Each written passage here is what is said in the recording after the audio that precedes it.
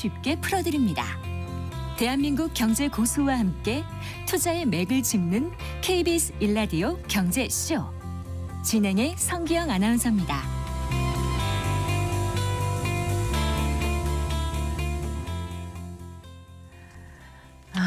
4시 17분입니다. 올 한 해 우리나라 부동산 시장 한마디로 요약하면 양극화라고도 할 수 있을 텐데요. 그렇다면 2025년 부동산 시장은 어떤 모습을 보일까요? 2025년 부동산 시장을 움직일 변수들을 살펴보고 또 실수요자들은 어떤 기준으로 부동산 시장을 바라봐야 할지 2025년 부동산 시장 전망해보는 시간 가져보겠습니다. 최상욱 명지대 겸임교수 겸 커넥티드 그라운드 대표 스튜디오에 모셨습니다. 반갑습니다. 예, 안녕하세요. 최상욱입니다. 마지막 날에 이렇게 함께하게 되네요. 네, 불러주셔서 감사합니다. 감사합니다. 와주셔서. 자, 이제 마지막 날인데 올 한 해 부동산 시장을 좀 정리를 해볼까요? 많은 일이 있었던 것 같은데, 예, 좀 이렇게 쭉 한번 좀 살펴봤으면 좋겠습니다. 뒤집어서. 네. 분기별로 시장을 보면은요, 올해 1분기는 조금 위축세로 시작을 했습니다. 작년 말부터 대출 규제가 있었고요. 그리고 올해는 작년과 조금 다르게 신생아론은 있었는데.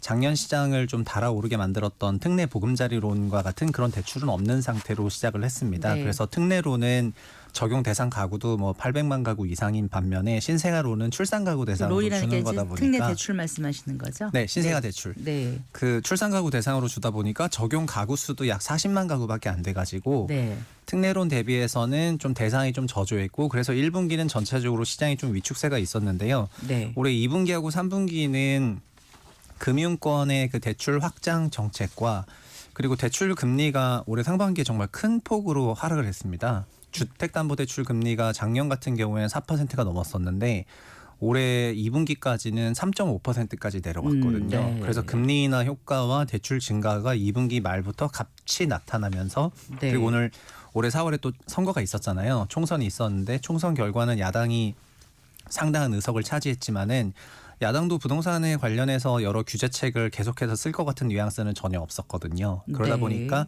5월부터 야당에서 부동산 규제 완화 발언 나오기 시작을 하고 대출금리 내려가고 금리 대출이 튀면서 시장이 달아오르기 시작해서 7월 말까지 정말 엄청난 강세장이 있었습니다. 물론 이것도 서울 특정 지역에 좀 한정한 시장이었긴 하지만은 네. 전체 지수를 끌어올릴 정도로 강세장이 있었고요. 그래서 8월부터는 감독원에서 은행 대출 규제가 너무 심하다 보니까 대출 규제를 좀 해야 되겠다라고 전환을 하면서 9월부터 다시 약세장에 진입을 했고요. 네. 그렇게 11월까지 계속해서 좀 약세장을 가는 와중에 12월부터 이제 탄핵 정국을 맞이하면서 시장이 급격히 위축세로 전환된 게 올해 1년간의 요약이 되겠습니다. 네, 그래요. 앞서서도 전해드렸습니다만은 이제 대출 규제 여파로 서울에서도 아파트 거래량의 감소세가 이어지고 있다. 네. 네, 이렇게 이제 나오더라고요. 네, 올해 서울에 가장 많이 뛴 곳은 어느 정도 상승이었었죠? 아까 말씀하실 때. 올해 서울 지수가 전체적으로는 네. 연초 대비해서는 올랐어요. 한 자릿수대로 지수 전체가 올랐는데요. 네.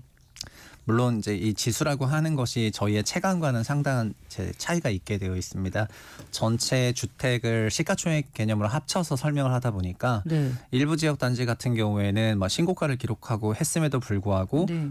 지수 레벨은 21년 전고점인 194를 넘지 못하고 지금도 170대에 있거든요. 네. 서울 지수가. 그러다 보니까 지수가 194, 170이면 어떤 의미인가요? 그게 2017년 11월을 100이라고 봤을 때 네. 194라는 거는 2017년 가격 대비 90% 상승했다 이 말이고요. 그러니까 거의 더블이 났다 이 얘기고요. 네. 지금 194가 170이 됐다는 거는 고점에서 10%가 빠졌다는 것이 됩니다. 평균적으로는. 네. 그런데 그런데 이걸 구별로나 아니면 개별 단지로 보면은 올해의 강세장 그러니까 연초 대비 지금 지수는 좀 올랐는데요.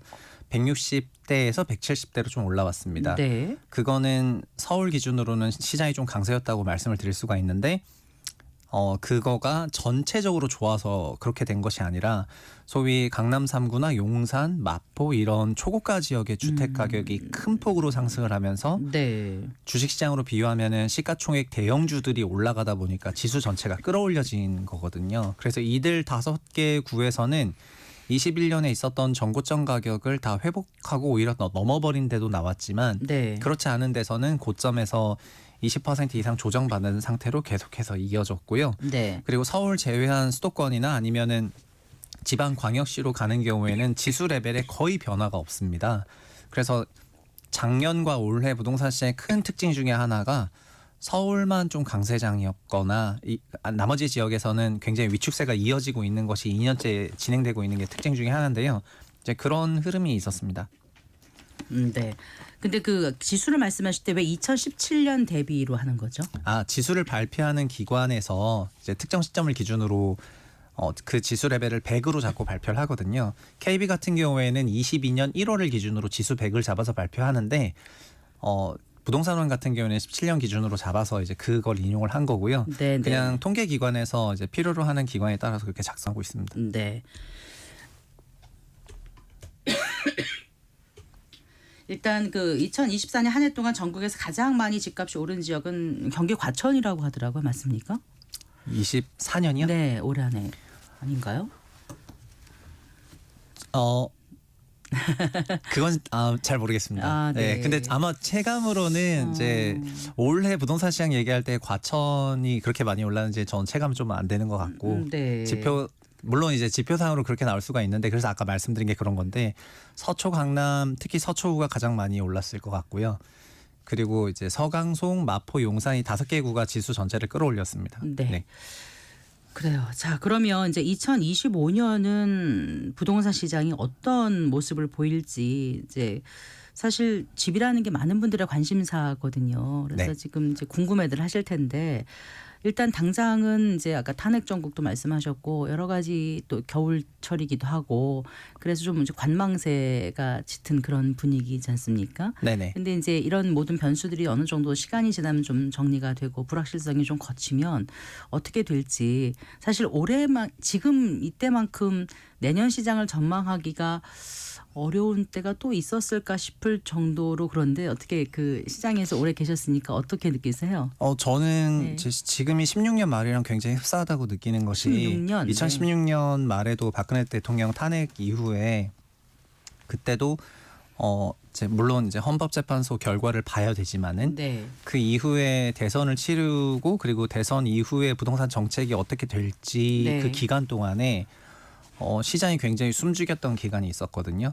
그리고 2016년은 얘기하면은 보통 잘 기억이 없기는 하지만은 박근혜 정부의 부동산 정책이 본격적으로 작동하면서 시장 전체가 굉장히 2014, 13, 14, 15, 16으로 보면은 16년이 가장 강세였습니다. 그랬었나요? 네, 그래서 2015년, 16년에는 뭐 52만 가구, 46만 가구 분양할 정도로 주택 시장이 과열로 가고 있었던 그런 상황이었는데 월간으로 1%씩 올랐으니까요. 월가 1%는 굉장히 높은 거 아닙니까? 네, 주간 0.2씩 찍혔었던 그런 시기였기 때문에 네. 상당한 강세였는데 근데 16년 12월에 박근혜 정부 탄핵 이후에 17년 5월까지 0%로 내려가거든요. 월간 상승률이.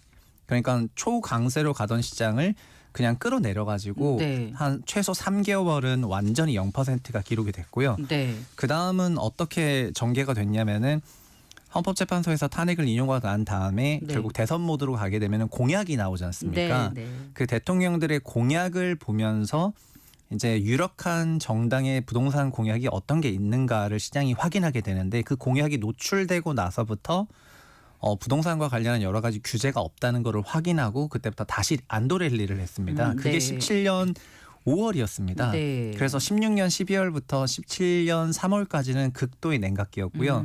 17년 3월부터 5월까지는 서서히 회복을 하고 있었다가 17년 5월부터 이제 다시 강세장으로 전개가 되었습니다. 그때는 네. 전반적으로 금리가 내려오던 기간이었고 대출도 증가하던 기간이었고 우리나라 성장률도 괜찮았기 때문에 지금보다는 뭐 여러 가지 측면에서 매크로 환경이 좋았다고 할 수 있을 것 같은데요. 지금은 다만 탄핵 전국만 놓고 보면 16년 말이랑 굉장히 유사한 것 같고요. 그래서 네. 12월에 이렇게 사태가 펼쳐지고 나니까 시장이 냉각이 됐는데 아마도 헌법재판소 판결이 나기 전까지는 네. 사실상 그냥 거의 거래 소강 상태와 같은 그런 공동화가 있을 것 같고요. 네. 그 이후부터는 다시 공약을 보면서 어떤 방향을 가지고 움직일 것으로 보고 있습니다. 근데 이 탄핵 전국 들어가기 전부터도 좀 관망세가 좀 시작됐던 건 아닌가요? 네, 그거는 그 첫 번째 질문에 답변 들었던 것처럼 네. 감독원에서 올해 2분기, 3분기 주택가격이 너무 셌었기 때문에 9월부터 대출 규제를 심화했고 각 네. 금융기관에서 가계대출에 대해서 전향적으로 나서면서 시장의 수요가 이제 내려가는 부분이 있어가지고 전체적으로 매매 시세나 아니면 주택 가격 동향이 다 약세로 좀 전환하고 있었거든요. 네. 그래서 16년이랑 이게 똑같은 상황은 아니지만 그때는 굉장히 강세로 가고 있다가 끌어내려진 건데 갑자기 이제 경착륙이 된 건데 지금은 약세로 가고 있는 와중에 탄핵 정국을 맞이했기 때문에 그때보다 좀 더 심각한 상황으로 볼 수는 있어요. 그렇군요. 그러면 2025년 시장을 어떻게 전망하신다고요, 대표님께서는요? 그래서 저는 그 질문을 정말 많이 받는데요. 네. 25년에 대해서 일단은 저 역시도 정책적인 불확실성이 있고 차라리 이제 그러니까 결국 대선을 할지 안 할지조차 지금 모르는 상태이기 때문에 그 부분이 일단은 일단락이 되는 것이 굉장히 중요하다고 생각하고요. 네. 그 전까지는 사실 전망이 크게 의미가 없는 그런 상황이 됐다고 생각을 합니다. 그래서 네. 지금의 전망은 기본적으로 전제를 깔고 있거든요. 이렇게 됐을 때 이렇게 될 것 같다. 저렇게 됐을 때 저렇게 할 것 같다. 이런 전제를 좀 깔고 있고요.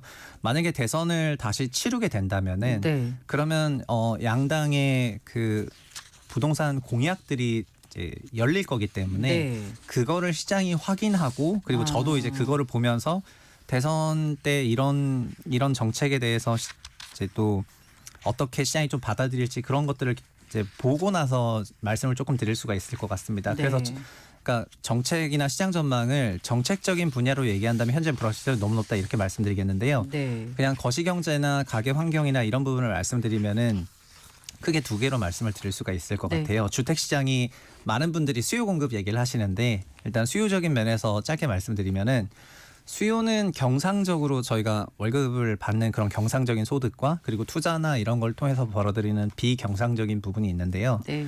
현재 경상적인 부분은 내년도 성장률이 썩 좋지 않을 걸로 예상이 되기 때문에 점진적인 그런 소득 증가에 따른 주택 수요가 세진 않을 것 같아서 평년보다는 내년에 수요가 약할 것 같습니다. 다만 우리나라 투자자들이 2020년 이후부터 특히 미국 주식에 많이 투자하고 그리고 최근 들어서는 뭐 가상화폐랑 서울 부동산 가격이 상관성이 높게 나오는 그런 면모를 보이는 걸 보면은 네. 지금 올해 하반기에 미국 주식이나 가상화폐 시장이 너무 셌기 때문에 네. 구매력이 일부 있다 이렇게 해도 볼 수가 있을 것 같거든요. 그래서 이런 것들이 내년에 표출되는 시점은 아마도 하반기일 거라고 생각이 되고요. 상반기는 전반적인 불확실성 속에서 좀 약세장으로 갈 것 같고 네. 하반기는 이런 구매력이 시장에 드러나면서 어느 정도 방향을 가지고 움직일 것 같습니다. 네, 금리 인하라든가 대출 규제라든가 이런 거에 따라서도 조금 움직임이 있을까요? 어떻게 보세요? 네, 금리 질문하셨는데 그 금리는 이제 기준금리 같은 경우에는 한국은행에서 기준금리를 인하하기 전에 약 18개월 동안의 기준금리의 변화가 없었음에도 불구하고 대출 상품 금리는 150bp 이상 내렸었습니다. 네. 그리고 올해 하반기에 주택시장이 조금 탄핵 전에도 약세로 전환했던 거는 상반기에 주택담보대출 금리가 3.5%까지 내려갔었는데 하반기에는 4%까지 올라와서 상품대출 금리가 50bp 이상 올라왔었거든요. 네. 그리고 탄핵 이후에는 한국의 10년물 금리가 조금 올라가고 있는데 여러 가지 불확실성 때문에 그런 것 같고요. 지금은 이제 상품 대출 금리가 다시 3% 후반까지 조금 내려오고 있습니다. 네. 그래서 내년에 아마 기준금리는 뭐 중립금리라고 생각하는 2.5나 2.25 그 언저리에서 이제 할 것 같은데요. 근데 실제 상품 금리는 이미 기준금리 인하를 어느 정도 다 반영한 상태에서 왔다 갔다 하고 있어가지고 네. 그래서 금리적인 부분에서는 큰 어떤 시장의 변수를 만들 것 같지는 않을 것 같습니다. 네. 일단 그 전월세 시장은 어떻게 전망하시는지 궁금해요. 매매 시장에는 많이 참여하지 않는다 하더라도 네. 전월세는 실수요 아니겠습니까? 월세는 내년에 좀 상승세가 있을 것 같고요. 네. 그리고 올해도 그랬었는데요.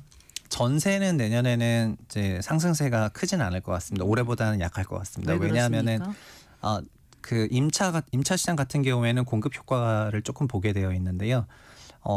올해 전세 임차 시장도 서울 중심으로 조금 강세였는데 이제 뭐 두저주공 입주하고 이런 입주장 효과가 조금 있기 때문에 둔촌주공. 네네네 그런 입주장 효과로 임차료가 단기적으로 6개월 정도 영향 받는다고 생각하면 상반기에는 전세 시세는 조금 안정세일 것 같고요. 다만 월세 시세는 이게 아파트랑 비아파트를 쪼개서 보면은 네. 비아파트가 전세 사기라든가 이런 사건들이 너무 많아지면서 비아파트 기피 현상이 지금 만연하거든요. 그래서 네. 이게 소형 아파트 전세 가격이나 월세 가격을 밀어올리고 있는데 이런 부분이 조금 반영이 돼가지고 월세는 좀 강세로 나타나지 않겠는가 이렇게 보고 있습니다. 네. 아까 그 코인 가상화폐와 그 네. 집값과의 관계 살짝 좀 언급을 해주셨거든요. 예. 네, 그거에 관한 또 논문을 쓰신 또 어떤 교수님도 계시더라고요. 네네. 네, 그 얘기 잠깐 좀 해주실까요? 그게 가상자산과 부동산 시장은 원래는 큰 상관성이 없는 이제 이질적인 자산이었는데요. 2020년 이후부터는 가상자산의 가격 그 변동성, 가격이 크게 튀면은 서울 부동산도 이제 시차를 두고 영향을 받는다는 것이 주 내용이 되겠습니다. 네. 사실은 이제 그림을 그려보면은 네. 주택 실거래 지수, 서울 아파트 실거래 지수하고 그리고 코인 가격을 그려보면은 2020년 이후에는 상관성이 꽤 높게 나타나요. 물론 그 상관성이 인과성을 의미하는 건 아니지만은 그걸 인과적으로 풀어서 말씀을 드리자면은 투자 소득도 비경상 소득이기 때문에 그것도 네. 수요에 작동을 하는 것이거든요. 네. 그래서 이런 부분이 확실히 좀 작동을 한다 이렇게 말씀을 드리고 싶고요. 올해 7, 8월에도 신고가를 기록할 때 그때 이제 코인 가격이 한 77K였으니까 77,000불 정도였는데 네. 지금은 9만 불대에서 놀고 있으니까 아마도 이런 수요 구매력이 좀 잠재하고 있다 이렇게 보는 게 맞을 것 같고요. 다만 방향성을 알 수 없기 때문에 현실화되진 않는 걸로 보고 있습니다. 그래서 정책적인 네. 불확실성이 거치고 나면은 이런 수요가 분명히 시장에 들어올 텐데 이게 전체 시장을 막 다 끌어올리거나 하는 일은 없겠지만은 이제 소수의 일부 아파트 가격들에는 상당한 영향을 줄 수가 있고 이런 상당한 영향들이 시장에 또 연쇄적인 파급 효과가 날 수 있다는 게 올해 또 보여줬기 때문에 네. 내년에도 이런 부분들은 약간 높은 변동성의 원인 중 하나로 저는 생각하고 있습니다. 지금 가상자산에 투자하는 인구가 꽤 많이 늘어났지 않습니까? 지금은 1,000만 명이 넘어가니까 그러니까요. 많죠. 인구의 꽤 많은 부분이 지금 차지하고 있는 거니까. 네. 네, 이 논문을 쓰신 분이 단국대 교수님이신데 2014년부터 2023년까지 10년간의 그 상관관계를 분석을 하셨더라고요. 그래서 네네. 좀 유의미한 게 있는 것 같아서 저도 저는 그려봤는데 네. 그 비슷하게 나와가지고요. 특히 17년 이후부터는 되게 흡사하게 나오거든요. 상관성 네. 되게 높게 나옵니다. 근데 아까 말씀드린 것처럼 그 상관성이랑 인과성에 대한 기준을 나눠야 된다고 했을 때 저는 그런 인과적인 부분에서도 어느 정도 설득력은 있는데 그런 것들이 좀 노출이 될 만한 환경이 내년에 좀 오지 않겠는가 이렇게 생각을 하고 있습니다. 네. 그래요. 시장이 사실 제일 싫어하는 게 불확실성이라고 많이들 얘기하지 않습니까? 지금 네. 이제 경제적인 변수도 많지만 경제 외적인 변수, 뭐 정정 불안이라든가 이런 게 지금 이제 우리 앞에 놓여 있고요.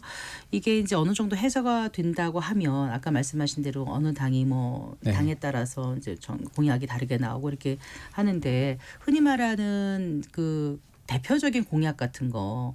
어떤 게 있었죠? 일단은 아마 양 정당의 네. 가장 큰 정책적인 견해 차이는 임대차 관련한 법에 있거든요. 네. 그래서 임차 관련한 그런 제도 변화가 굉장히 이제 크게 나올 것 같습니다. 사실 문재인 정부 때도 비슷하게 이제 느끼셨을 거라고 생각이 되고요.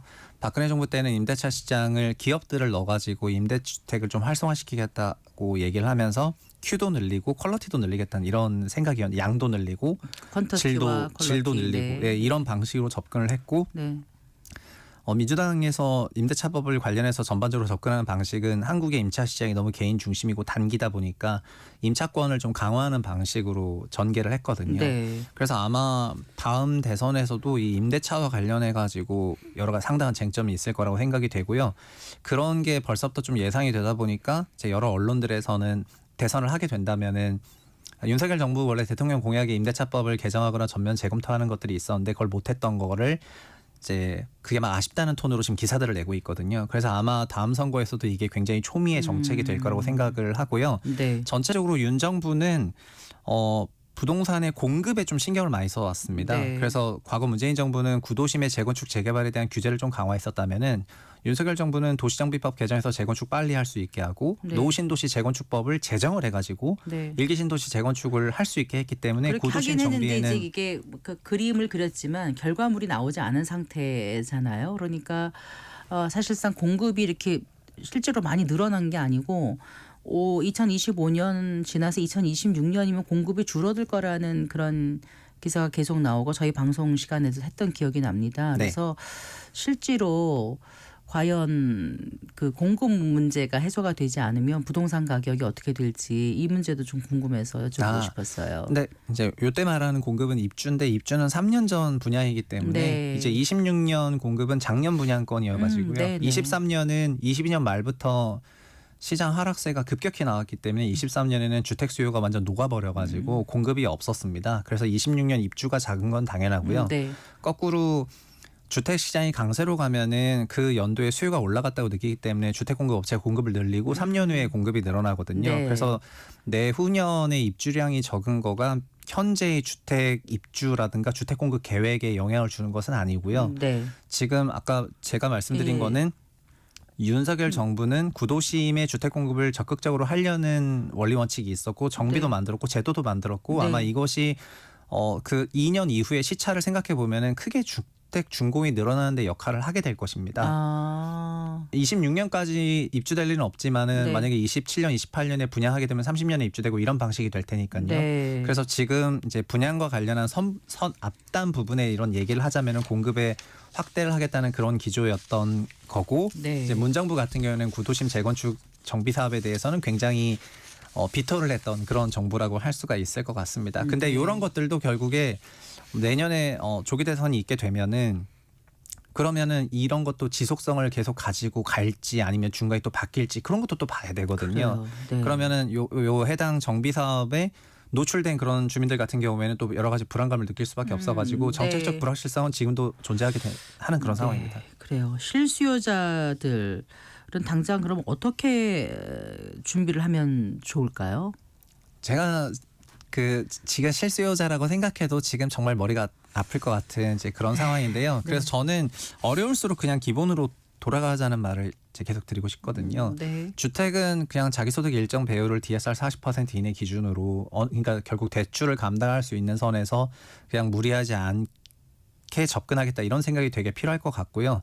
그리고 주택을 매수할 때는 실거주적인 측면에서 매수하는 게 가장 일반적인데 네. 그 마음 한켠에는 좀 주택 가격 상승에 대한 그런 기대감도 있거나 오를 만한 곳에 사고 네, 싶은 또 시점도 좀 잘 사고 싶은 이런 그렇죠. 마음이 네. 되게 작동을 많이 하는데 네. 현재는 이 두 번째 그 마음을 약간 좀 내려놔야 되는 시기가 아닌가 싶습니다. 좀 불확실성도 많고 변동성도 크기 때문에 그리고 한국도 1%대 실질 성장하는 그런 국가로 가고 있다고 한다면은 과거 2010년대 그런 드라마틱한 주택 가격 상승을 기대한다기보다는 그냥 명목 성장률만큼만 완만하게 갈 거라는 그런 생각을 하시고 이제 주택 시장을 대응하시는 게 맞을 것 같습니다. 명목 시장만큼 완만하게 갈까라고 생각하면은 사실 대출을 받아서 살 필요는 없다고 보시는 건가요? 아니요, 그건 아니에요. 네. 한국의 명목 성장률은 지금 물가 1.9고 실질로 1.9면은 3.8%라는 거거든요. 네. 그래서 3%대 후반의 명목 성장을 보인다는 거는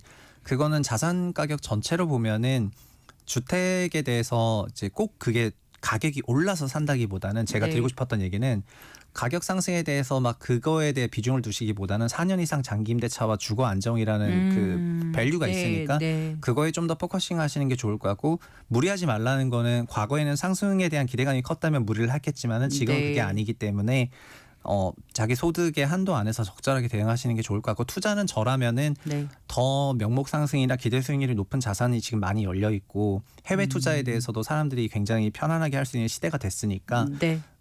그런 거를 좀 잘 분리해서 대응하시면 좋겠습니다. 알겠습니다. 말씀 잘 들었습니다. 고맙습니다. 네, 감사합니다. 최상욱 명지대 교민교수 겸 커넥티드 그라운드 대표와 함께했습니다.